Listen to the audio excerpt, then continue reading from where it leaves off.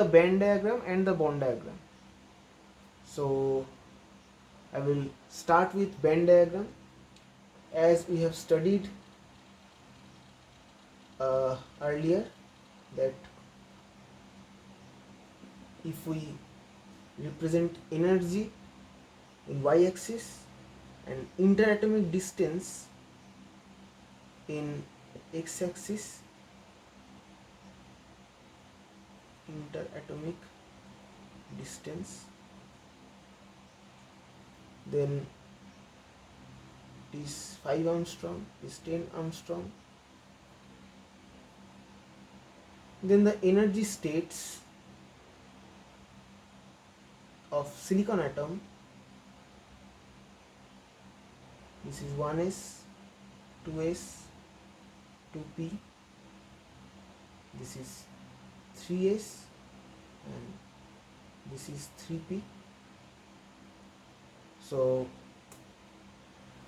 if we decrease the interatomic distances, then the atoms of silicon get interacted with each other. They forms covalent bonds.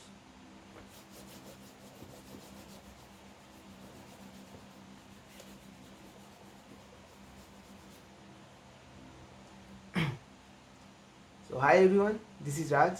In my last video I was talking about energy bands, how energy bands are created, what is conduction band, what is valence band, and what is the forbidden energy band gap. Right now in this video I will be talking about the Venn diagram, bond diagram of semiconductor. So hi everyone, this is Raj.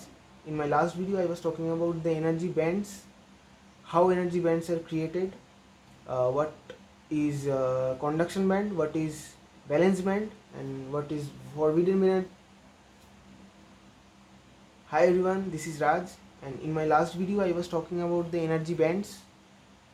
So I was talking about how energy bands are created, what are conduction band, valence band, and forbidden energy band gap.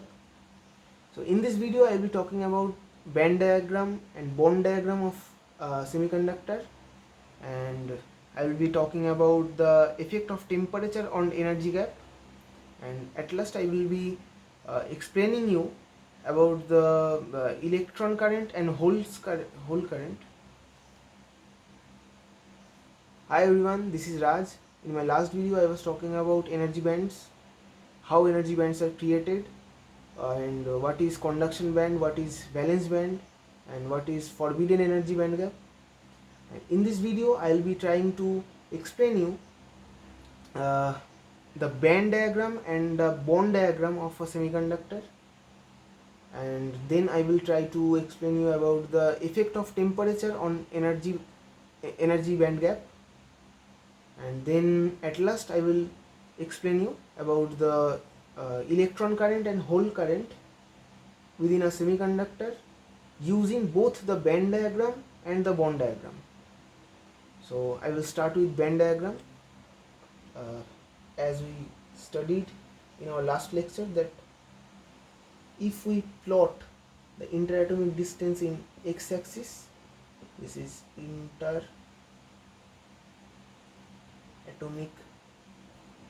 distance, and energy in y-axis in electron volt, this is 5 Armstrong distance, this is 10 Armstrong distance.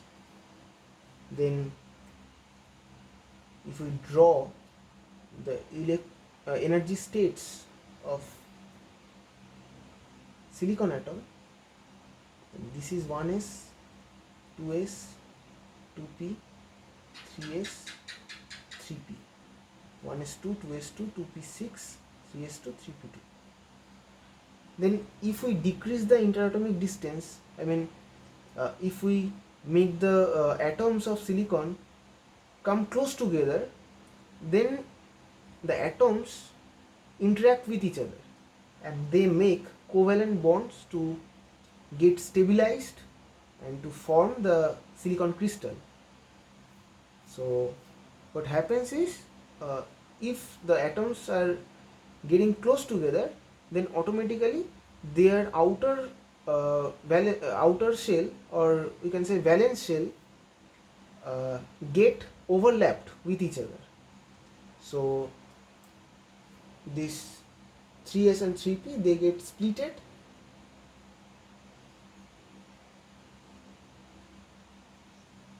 and they again splitted into two bands.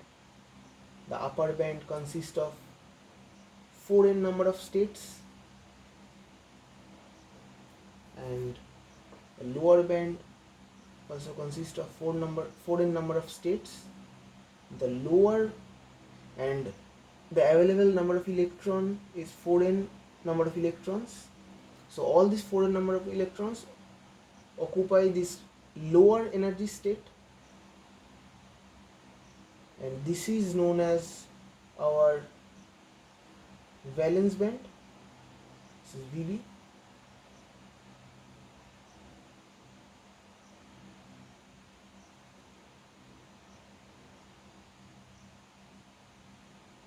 And the 4n states which are empty in the upper energy band,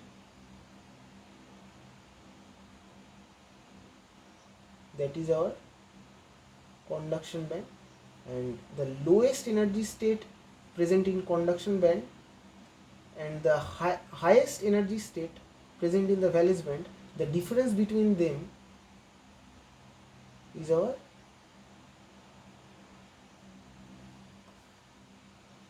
EG, that is forbidden energy band, that we learned in our last video.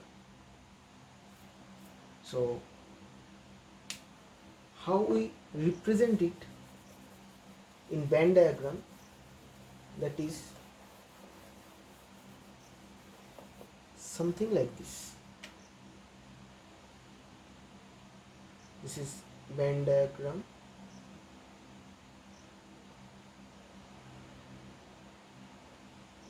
This is our conduction band, and this is the lowest energy state of conduction band, that is EC.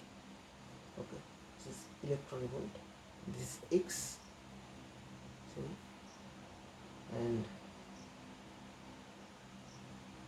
this is the uppermost energy state of valence band. This is EV, and the difference between this EC and EV is actually EG, that is our forbidden energy band gap. So EG equals to EC minus EV, and this is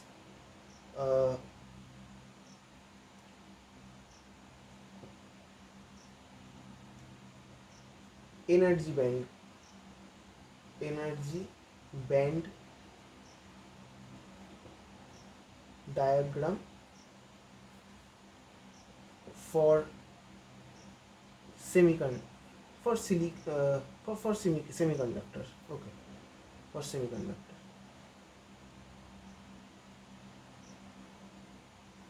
Okay, so for silicon, this, and at 0 Kelvin temperature, the forbidden energy band gap Eg equal to 1.21 electron volt, and for germanium at 0 K temperature, the forbidden energy gap is 0.78 electron volt. So, and if I talk about the position of the electrons, suppose this is the energy states within the valence band, and this is the energy states in the conduction band. So all the energy states in the valence band, they are occupied by the electrons, and all the states which are situated in the conduction band, they are all empty. So this is more or less the uh, scenario of a band diagram for any semiconductor, which is where the semiconductor is in equilibrium state and there is no external force which is applied on this semiconductor. Then the energy band diagram of a semiconductor should be more or less like this. But if anyhow means not anyhow, but there are 4 techniques that we studied earlier. There are 4 techniques by which we can excite the electrons of valence band, and we can make them switch their position in the conduction band. There are 4 external forces or 4 external agents, we can say. Using those, we can manipulate the free electron density of a semiconductor, and we can manipulate the conductivity and resistivity of semiconductor, and using those 4 techniques, we can excite the semiconductor and manipulate the current through the semiconductor. All those techniques are doping. The second one is changing temperature.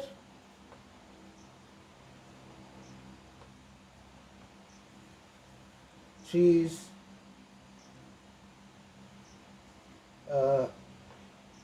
incidence of light wave.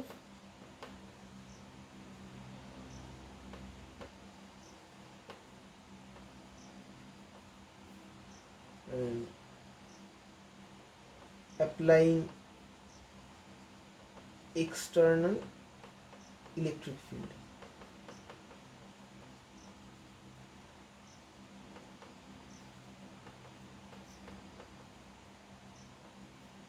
So if I apply any of this, then of course the electron which is inside this valence band can switch its position to the conduction band. But of course the energy that I will give, the external energy, should be greater than Eg. This Eg is the forbidden energy band gap. So if I apply an external energy which is greater than this forbidden energy band gap, then only the electron from the valence band can move to the conduction band. So after that, what are the scenario of the currents, then that I will discuss a little bit later of this video. But right now, this is more or less the band diagram of a semiconductor. Now I will talk about the band diagram for a metal and insulator. Oh, okay. From this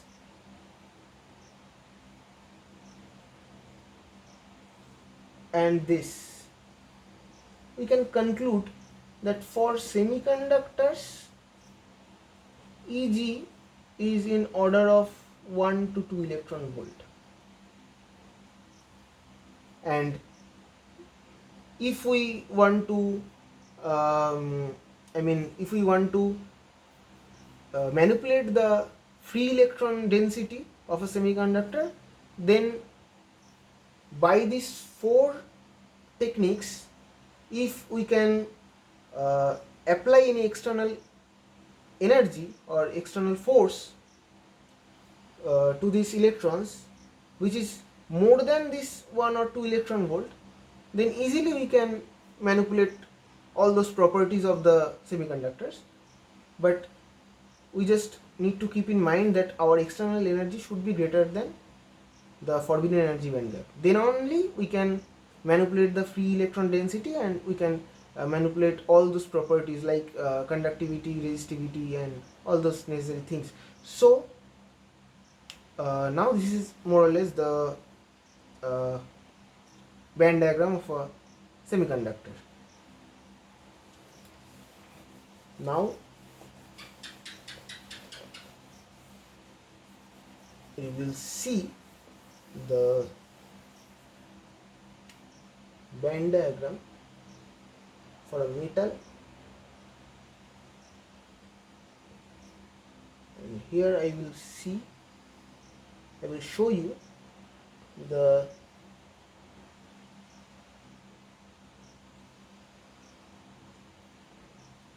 energy band diagram of an insulator. So B energy band diagram for metal, and C is energy band diagram for insulator. So in case of metal,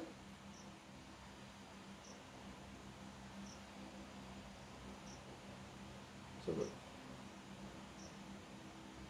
this is X, which is interatomic distance, and this is energy, which is measured in electron volt, and this is energy in electron volt, and this is the interatomic distance. So in case of metal, this is our conduction band, and this is the lowest energy state of conduction band, EC, and this is our valence band, and this is the uppermost energy state of valence band. So you can see the conduction band and the valence band are getting overlapped in case of metal. So that is why we don't feel any lack of free electrons within metal at any point of time. So why so? Because the conduction band and the valence band of metal, they get overlapped with each other. So the Eg is 0. That means the forbidden energy, there is no forbidden energy band gap. So of course Eg equal to 0. But in case of insulator, this is our conduction band, and this is the lowest point of conduction band, EC, and this is our valence band, and this is the highest energy state in the valence band, and this is the forbidden energy band gap, Eg. So in case of insulator, the Eg is actually in order of 6 to 7 electron volt, which is a very huge amount of energy. So you may ask a question that if we apply an external energy source and we give an insulator energy of greater than 7 electron volt, then what will be the scenario? If the electrons of valence band will go to the conduction band or not? The answer is, in practical scenario, if we give an insulator such a huge amount of energy greater than 7 electron volt, the insulator will get damaged.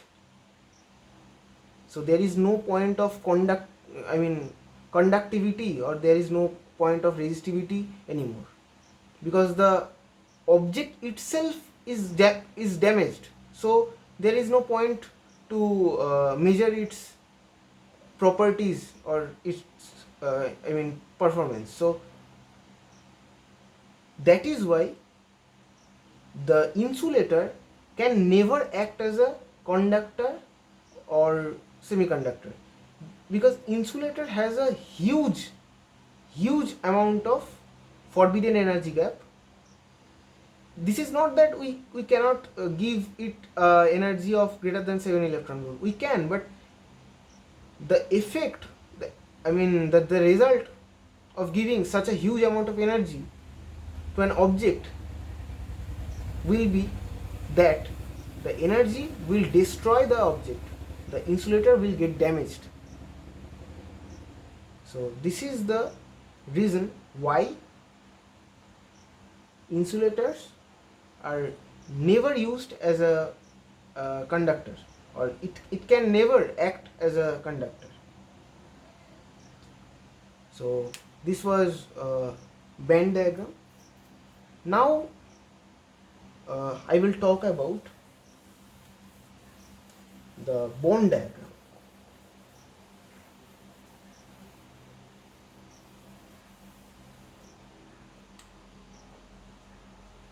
So the band diagram is not same as the bond diagram. Band diagram and bond diagram both are different. So what is bond diagram? Bond diagram is the if I draw, then you will understand.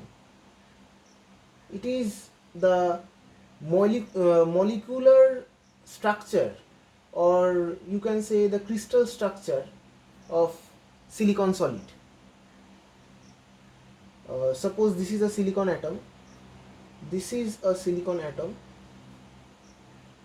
this is another silicon atom, and this is another silicon atom. So each of these atoms has 4 valence electrons in their outermost shell. So I will only draw the valence electrons in bond diagram.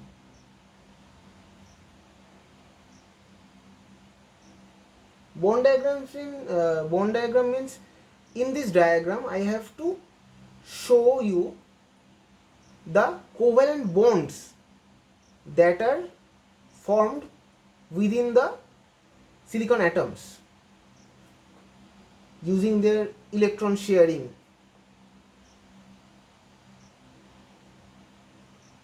So these are the 4 electrons of this silicon atom. So I need to show you the covalent bonds. So where are the bonds? This electron will pair up with this electron, and these 2 silicon atoms will get connected with this covalent bond. Similarly, there is a covalent bond. Similarly, this is a covalent bond, and there is a covalent bond. Of course, there are we have calculated that in case of silicon solid, there are 10 to the power 22 number of atoms within a unit volume. We have calculated in our previous video. So of course there are millions and millions of atoms here. So it will interact with another atom, it will form another covalent bond with another atom. This electron will pair up with another electron, this electron, this electron.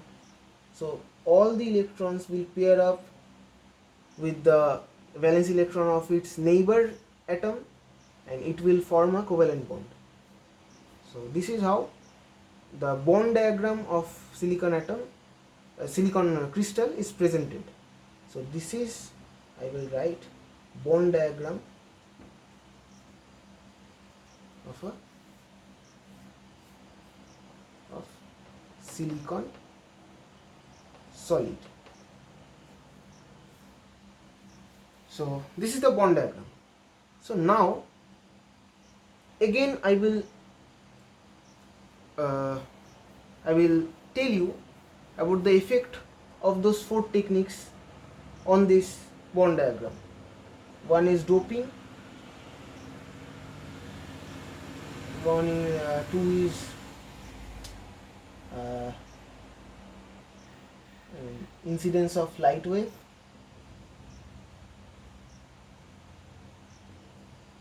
incidence of light,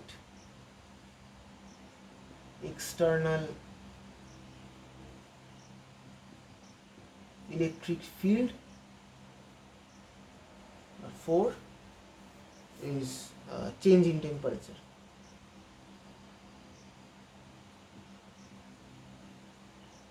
If any of this external energy is given to the semiconductor, then what will happen?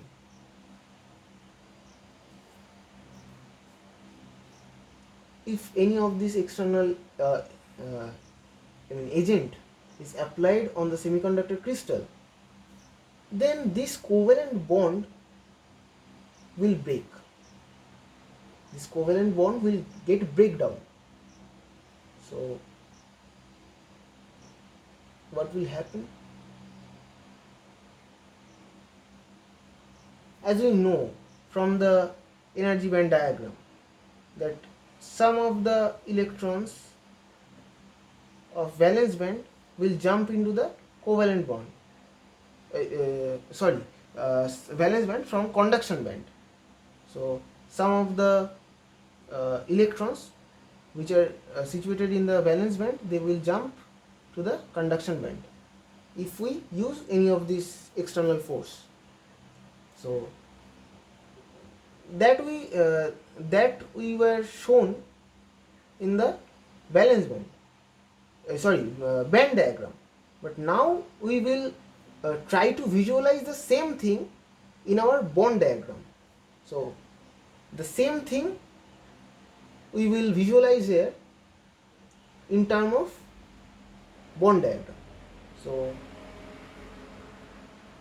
what will happen? The covalent bond will get breakdown, and suppose this electron, there were two electrons. So if the covalent bond breaks, it will get a positive charge, and there will be a electron free from the atom. So that is why the atom will get positively charged, and here also we will see the atom will get positively charged and the electron will get free from the atom. So these electrons are called free electrons. Why so? Because this electron is free from the attraction force of the nucleus of this atom. So this electron will get out from the atom, from the valence band of the atom, and that is why the atom will get positively charged, and this atom will also get positive charge, and the electron will get out from the atom, and this is also a free electron. So this type of ions are called immobile ions, because its one hand is removed, but other three covalent bonds are present there. So that is why this type of ion will not move, because they are bounded. I mean, this is free from one side, but this is bounded with another three sides. So that is why it will not move. But this free electron can move anywhere. If we apply an external electric field, then it will automatically run, or it will automatically move towards the electric field. So if we apply a positive charge here, and if we positive potential here, and if we apply a negative potential here, it will the direction of electric field will be from left to right, and the electron will move from right to left. So of course, if we apply any electric field, external electric field, the motion of the electron will be the opposite of the direction of electric field. So of course, the electron can move. The main motive of my this I mean applying of this electric field or of this story, the main motive of this story is just this free electron can move anywhere we want. Yes, this electron can be moved anywhere we want using these four techniques, but these ions which are bound with another silicon atoms, it cannot move. So it is actually immobile carrier, and this free electron within the semiconductors is the mobile carriers. So if we relate these two right now, this is what happened in our band diagram, and this is what happened in our bond diagram. So from these two, okay, I will recap all these things in just 1 minute, 1 second. In case of band diagram, what happened is, if we apply any kind of external agent, the electron from the valence band, it move from valence band to the conduction band. And in case of bond diagram, if we apply any of this, we can see that the covalent bond get broken down and the electron get free from the atom, and the atom get a positive charge, and the electron which is free from the attraction force of the atom is called as free electron, and the atom gets after losing the electron, the atom get ionized, and that atom is bounded with another silicon atom. So that is why that atom is that ion is the immobile charge carrier, but the free electron can be moved anywhere we want using these techniques. So that is why the free electron is called mobile charge carriers. So this is the main motive of this story that I am telling you. So please, remember the thing that band diagram is different from bond diagram. Band diagram is the diagram where we visualize the energy states of the electrons, and bond diagram is the diagram where we visualize the atomic structure or the crystal structure of silicon solid. I'm repeating once again. In band diagram, we analyze or we visualize the energy of the energy states of the electrons, and in case of bond diagram, we try to visualize and analyze the molecular structure or the crystal structure of silicon solid. So this is the basic difference between bond diagram and band diagram. I think it is clear up to this. Everything is clear to you. So right now I will be talking about the effect of temperature on energy gap.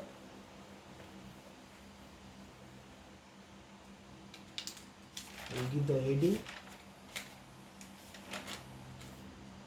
that effect of temperature on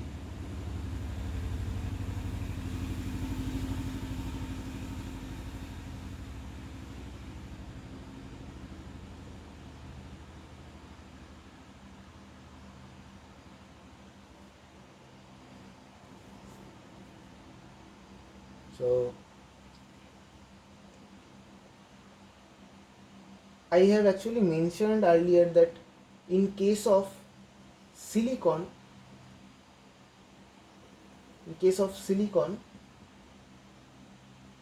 at 0K temperature, Eg is equal to an electron volt, 1.21 electron volt, and for germanium it is 0.78 electron volt. But if we increase the temperature, the forbidden energy gap reduces. That means the EC and EV come closer. That means temperature is inversely proportional with the forbidden energy gap. So at room temperature, the Eg of silicon becomes 1.1 electron volt, and for germanium it becomes 0.72 electron volt. So we know these four values. For silicon, we know the value of Eg at 0K temperature and 300K temperature, and for germanium we know the Eg value at 0K temperature and 300K temperature. But if anyone can ask us about to calculate the Eg value of silicon at suppose 200 Kelvin, then what will we do? We need a formula, and that formula is for silicon EGT. It is a function of temperature, so that is equal to 1.21. That value we have to remember, because it is a value at 0K temperature. 3.6 into 10 to the power minus 4 into T. And in case of germanium, the Eg value is equal to 0.78 minus 2.23 into 10 to the power minus 4 into T. This is the formula.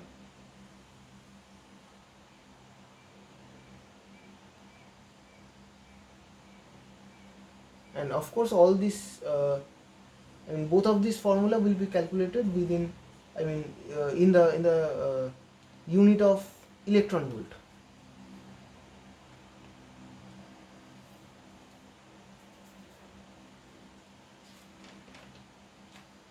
So now it is done.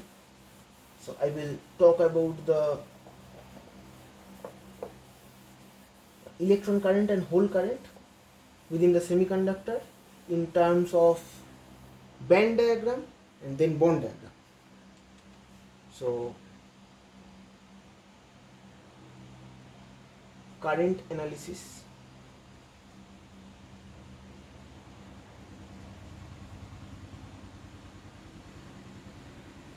Using band diagram. At first we will visualize the currents within a semiconductor using band diagram. So at first I will draw the band diagram of a semiconductor. So this is semiconductor. Watch it very carefully, because if you can manage to visualize the things, the way I mean showing you, it would be better for you to understand the electronic devices later. This is valence band, this is conduction band, and suppose these are the energy states within the valence band, and these are the energy states in the conduction band. All the states in the valence band are primarily occupied. Now when current will flow, if we apply any kind of external agent, then the current will flow within the semiconductor. So this is easy. Suppose we have applied a force external which is greater than Eg, then of course what will happen, the electron will move from valence band to conduction band, and of course this electron has moved from valence band to conduction band, so of course there is a lack of electron right now in the valence band.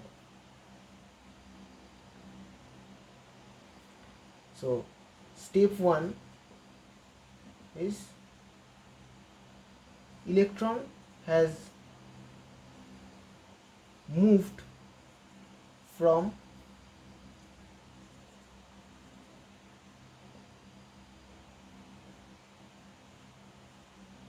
valence band VB to CB, VB to CB. Step 2, lack of electron in VB.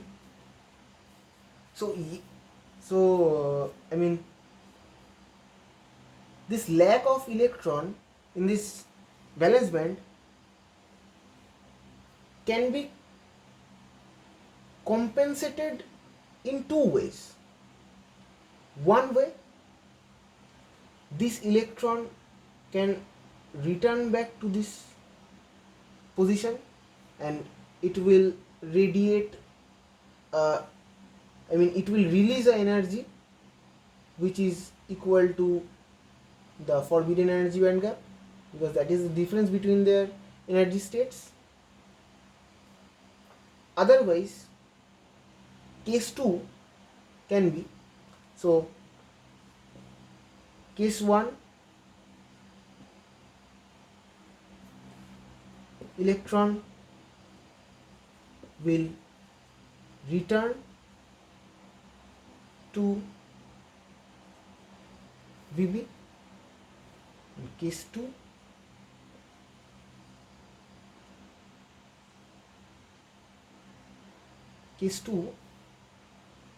if it doesn't happen,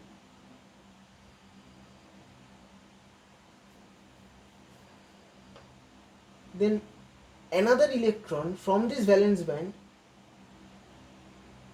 can occupy this place. Then the vacancy which was over here gets shifted here, because the electron which was in this energy state has occupied the position of the previous electron, so now there is a lack of electron. So now in case 2 we can write electron from VB can compensate.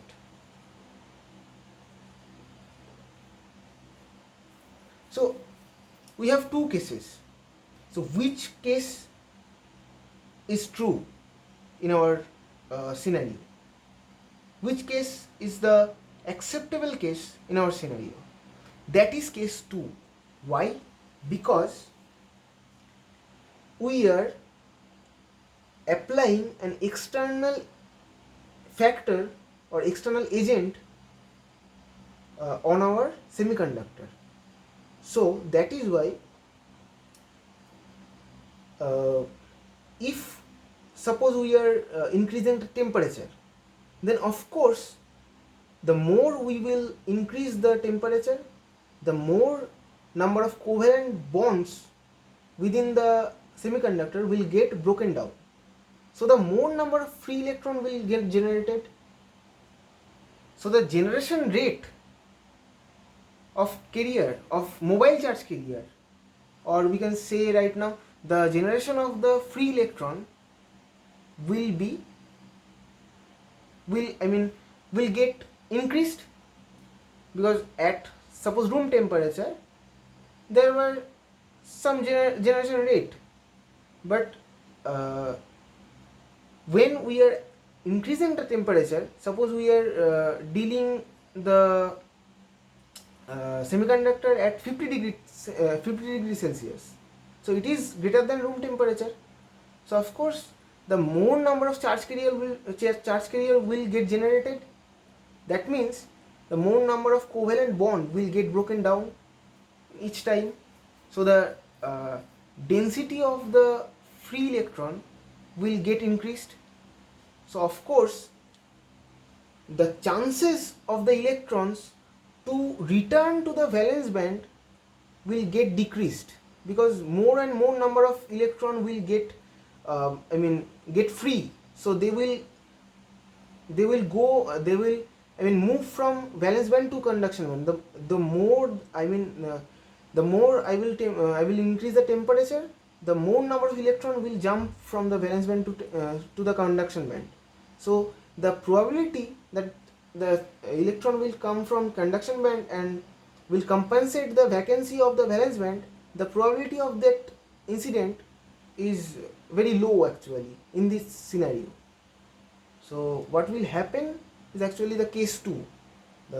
When the more number of electron will jump from the valence band to conduction band, then the holes, the lack of electrons which are generated in the valence band will be compensated by another electrons from the valence band, because there is a low possibility that at that excited state of semiconductor, the electrons from the conduction band will come to compensate the vacancy of the valence band. The probability of this is very low actually.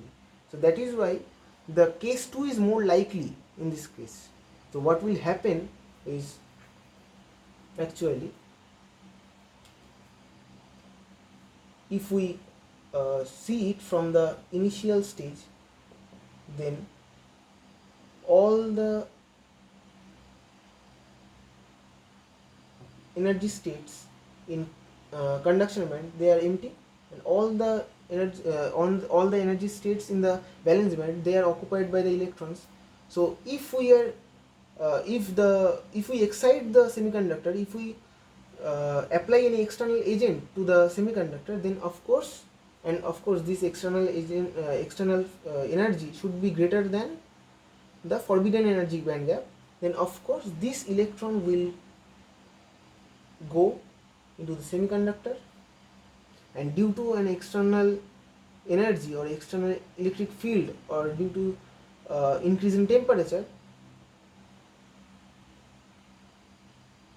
okay, the vacancy will come here and the electron will go here, and due to the increase in temperature or any external electric field whatever we have applied, for that the electron in the conduction band, it will come to compensate the valence band. The probability of this incident is very low, so it will not come to the valence band to compensate it. The another electron from valence band will take its place, so the electron will come here and the vacancy will go there. This vacancy is known as hole. So it is nothing but, there is an universal charge carrier within any kind of conductor or semiconductor, that is electron. there is no other existence of any other kind of charge carriers, I mean mobile charge carriers. Hole is just an absence of electron, but we will always keep in mind that our universal mobile charge carrier, that is only electron. There is no physical existence of hole. Anywhere there is a lack of electron, that is considered as hole. So, and this electron will go here. So this energy state is again vacant. So this electron will go here. So this vacancy is compensated, but the hole will come here.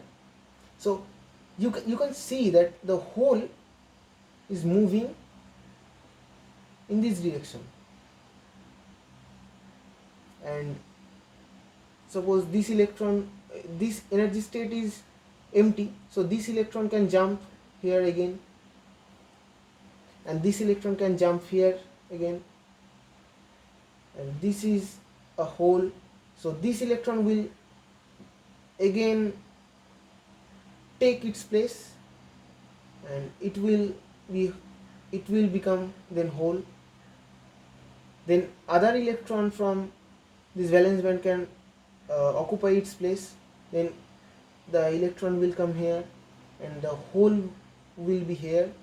Then another electron from this valence band can take its place, so the electron will be here and the hole will be here. So as you can see, the hole is moving from left to right, and the electron is going in this direction, and the hole is moving in this direction. So this is what happens in terms of band diagram when we apply an external agent like light wave or external electric field, or we change the temperature.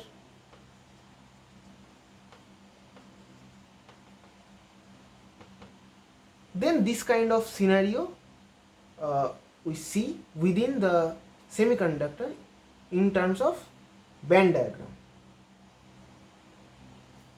Okay, this is the interatomic distance, and this is the energy axis in terms of electron volt. So this is the more or less the idea of movement of electrons and holes within the conduction band and the valence band when an external agent is applied on the semiconductor. Okay, one thing I forgot to tell you, that here that was I was telling you about that, but I forgot it. That the electron is moving in the conduction band. Electron is moving in the conduction band. So of course the total current within a semiconductor is actually the current due to the electrons in the conduction band, plus the holes are moving within the valence band. Actually the electrons are moving within the valence band also, but we consider in valence band we consider the charge carrier as holes, because the electrons are moving from valence band to conduction band, and conduction band was empty earlier. So the charge carriers are as electrons are going in the conduction band as the mobile charge carriers. So we are considering the current in the conduction band in terms of electrons, but in case of valence band it was totally filled, it was totally packed up with electrons primarily, but electrons are going from valence band to conduction band. So we can see the vacancy of electrons in the valence band. So we are not dealing with the electrons in the valence band, we are dealing with the vacancies of the electron in the valence band. So the vacancies are considered as the charge carrier in the valence band, and they are denoted by holes, they are indicated by holes. So of course there are two currents. One is movement of electrons within the conduction band, that is the current due to electrons, and one current is the in the valence band due to the movement of holes in the opposite direction of the movement of electrons, because electrons are, as you can see, electrons are going from right to left direction and the holes are going left to right direction.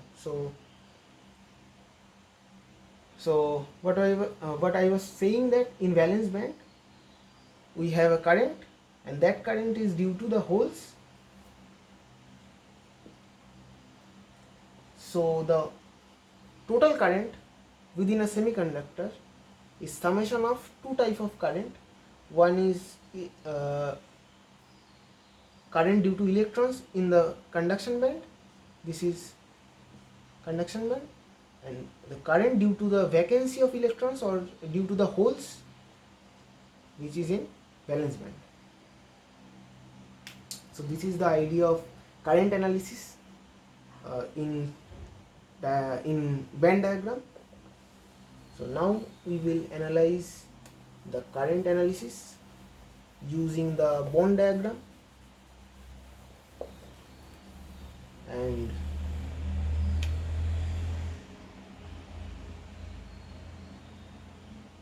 at first we will draw the bond diagram of silicon,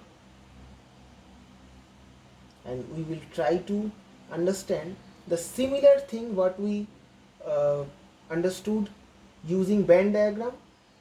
We will try to visualize the same thing using the bond diagram, and at last we will get two conclusions from this.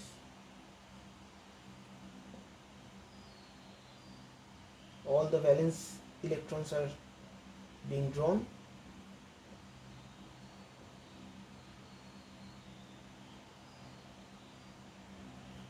So this is one covalent bond, this is one covalent bond, this is one covalent bond,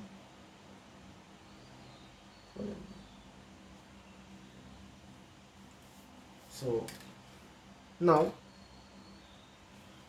suppose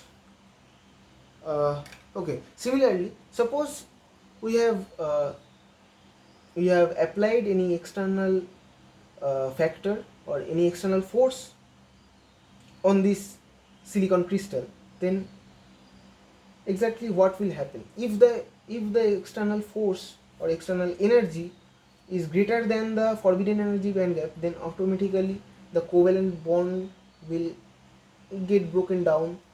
So what will happen? The electron will get free from the atoms, and they will be called as free electrons, and the atom will lose an electron, so it will get a positive charge, but they are immobile because they are bounded with other three silicon atoms, so they cannot move, they are immobile charge carriers. But this free electron can move anywhere we want. So the electron, so we can say this silicon atom has a vacancy of electron over here, because the electron which was in that place is now free electron. So there is a vacancy in the in the ion, in the positive ion which is present here. There is a vacancy of electron in this in both of these ions. So what we can say, if we relate this with our band diagram,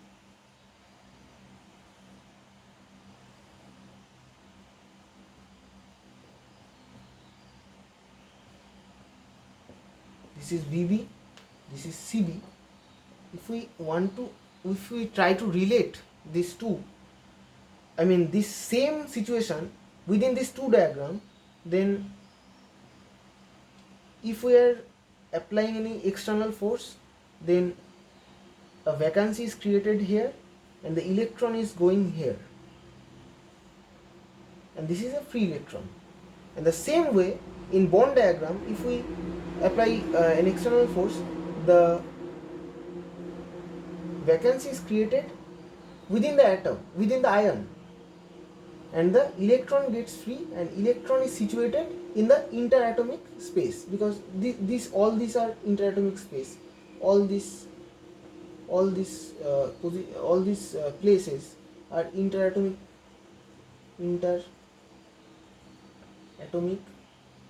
space. So, and in case of band diagram, what we can see, if we apply any external force, then the electron jump from valence band to conduction band, and vacancy created in the valence band, and electron situated in the conduction band. So that means this atom, I mean this ion, is holding a vacancy. That means the valence band is the covalent bond. I mean, whenever the electron is within the covalent bond, then we can say it is in valence band. And when it is, the covalent bond is broken and the electron is moved out from the atom, then we can say there is a vacancy in the valence band, or there is a vacancy in the atom. And the electron in the band diagram, what we say, vacancy in valence band created, and electron goes to the conduction band and it is free electron. Same here in the bond diagram, the electron move out from the atom and it comes in the interatomic space. So the conduction band is the actually interatomic space, and the valence band is the covalent bond.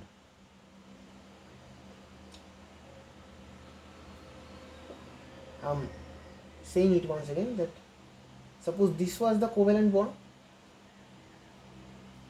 and then everything was perfect, all the states are empty in conduction band, and all the states in valence band are occupied. This is the scenario.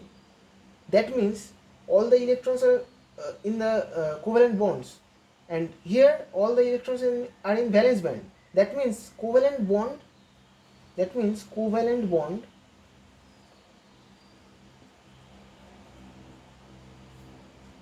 is similar to the concept of valence band.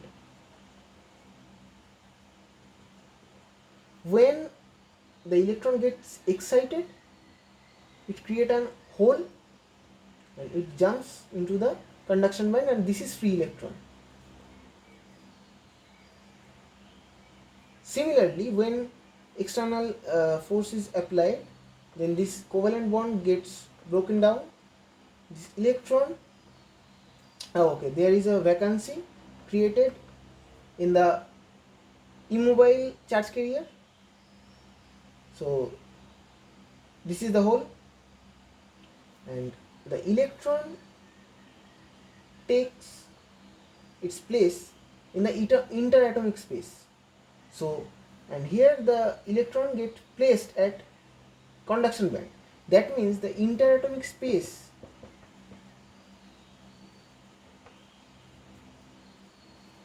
is actually the conduction band.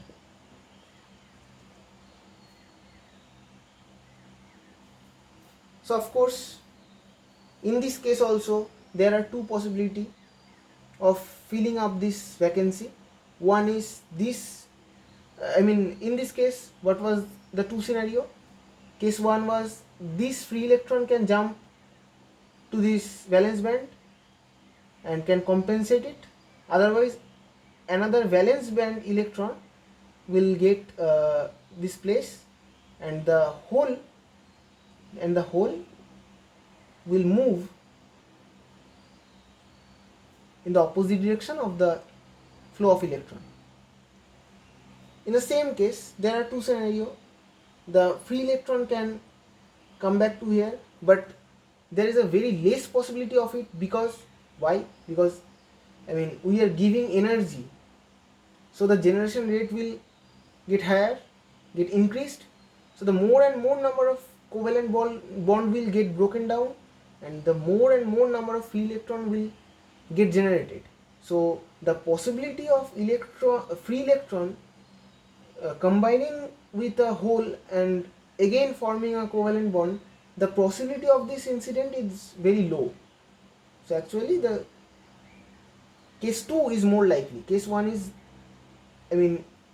much more unlikely than the case 2. So what is case 2? Case 2 is this bounded electron, in this case the valence band electron, another electron from the valence band, that means another electron from another covalent bond will take its place, and of course there will be a vacancy of the electron.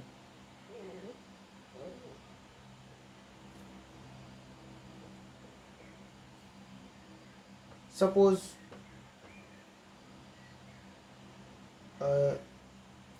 this electron, okay, there is electron. Suppose this electron is taking its place, that means the hole will get shifted here. This is positively charged. So this is how there are two currents, because these free electrons, they will get pulled by the external electric field that we will apply. If we apply any external force, the free electron will cause a current that we can write E suffix El for electron, and another one current is generated due to the shifting of holes. Suppose if this electron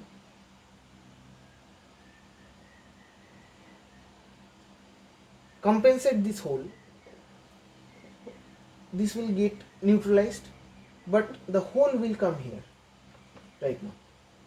If this electron get compensate this hole, this will get neutralized, but the hole will move here. So this is how there will be another current due to the movement of the holes, and the summation of these two current will be the total current within the semiconductor. So I think, and this is the two conclusion that I was talking about. This is very, very important.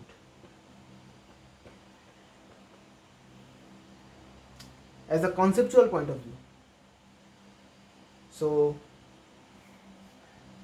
this is the visualization of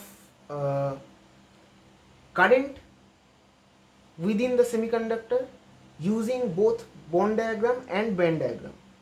Band diagram and bond diagram.